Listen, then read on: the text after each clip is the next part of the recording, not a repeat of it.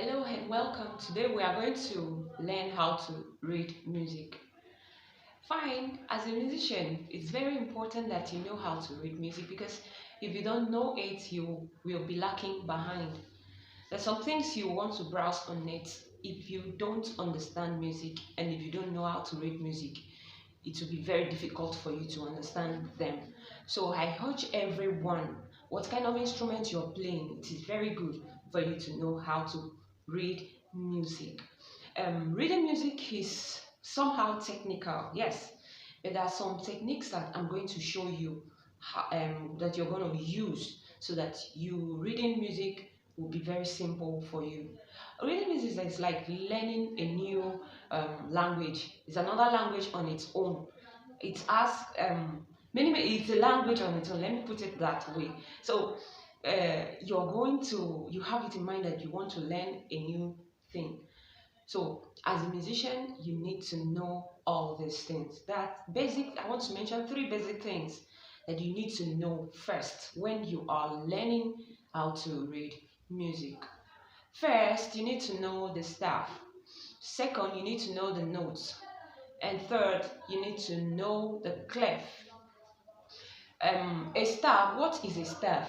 A staff has 5 lines and 4 spaces. On those lines, a note is written on it that represents a letter. So on the left hand side of the staff, the clef is written on it. So I'm going to be talking about two clefs, the treble clef and the bass clef. Alright, yes, we have many types of clefs. We have treble we have alto clef, we have tenor clef, many clefs like that. It depends on the kind of instruments you're playing, like the treble clef. People that are playing, let's say woodwind instrument, they can still they use the treble clef because the pitch is light.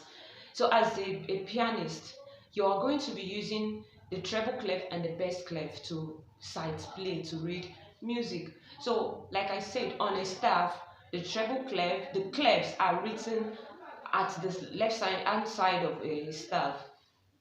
So there on a staff, the notes are written on the lines and the spaces. These notes, they are using this note. Musicians use this note, or let's say musicologists use this note to to represent sound. So we have 7 alphabets in music. Yes, we have, let's start with A, B, C, D, E, F, G. That is 7 alphabets. So those 7 alphabets are there on the staff.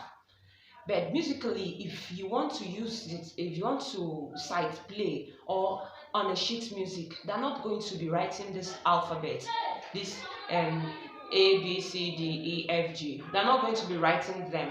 They'll be using notes to represent them. But first, let's just say, like we say, we have 5 lines and 4 spaces on a staff. So the first the first 5 lines on a staff, let's start with the treble clef. The head of the treble clef is on G, on the second line. Yes. So, like since the head is there, you can still call the treble clef a G clef.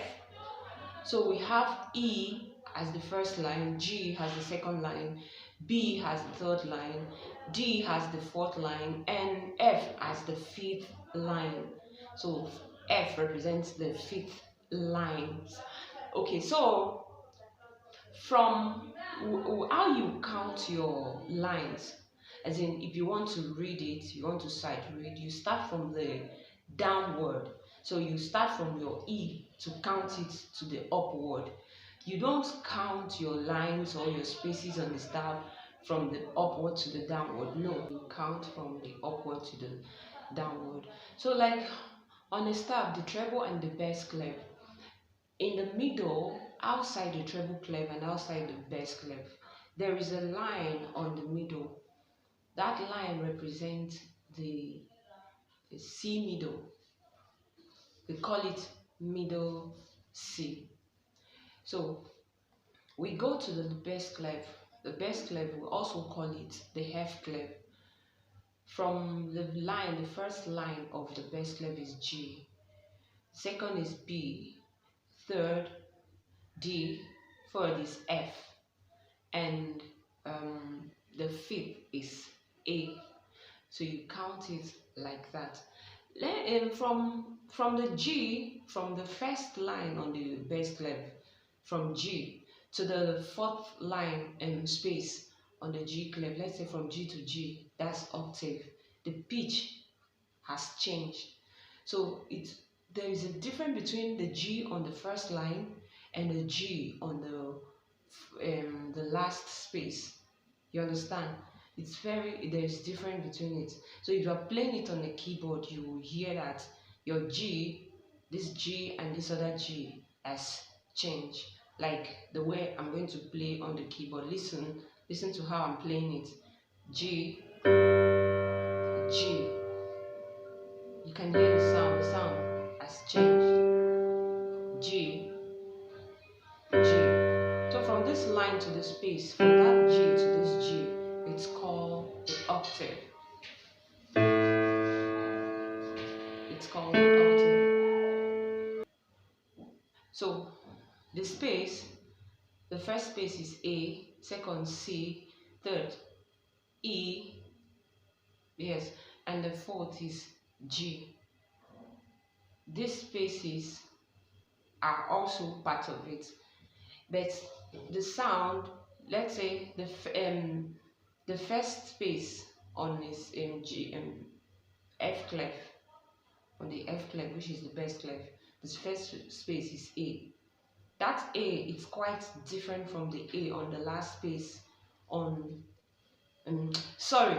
that A is quite different from the last line. You can see the last line, yes, last line here.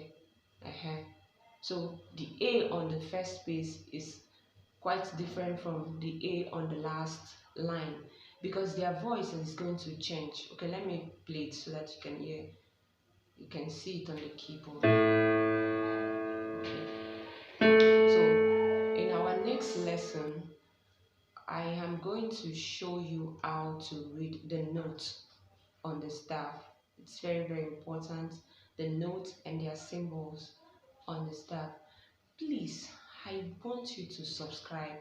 Don't forget to subscribe, because you subscribing to our channels, you are going to be getting more of the lessons that we are going to be dropping on our channel. So it will help you.